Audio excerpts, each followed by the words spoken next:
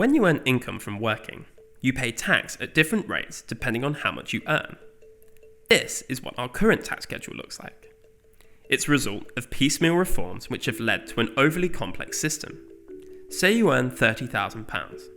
You might think you pay 32% of that as tax. But this isn't right because different parts of your income are taxed at different rates. Take a look at this. For the first £8,600, you pay no tax at all. From then on, you start to pay national insurance, which means for every additional pound, you pay 12p in tax. At £12,500, income tax kicks in, and you'll then pay 32p on every extra pound over that threshold, until you hit £50,000, where you then pay 42p on every additional pound. And so this goes on. We call these sharp changes in the rates tax cliffs.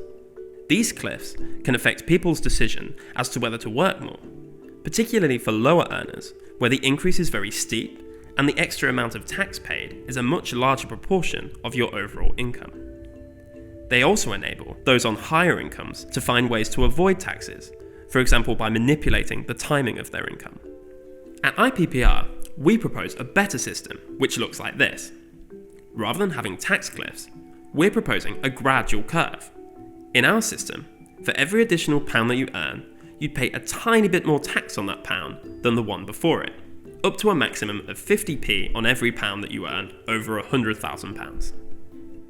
Our illustrative modelling shows that such a system could be used to raise £6 billion a year, for example.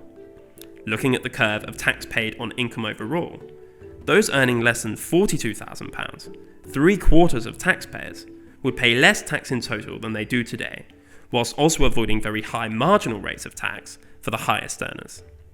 This system would enable the lower paid to keep more of their income, whilst raising more money for essential public services, as well as making the system more transparent and less vulnerable to tax avoidance.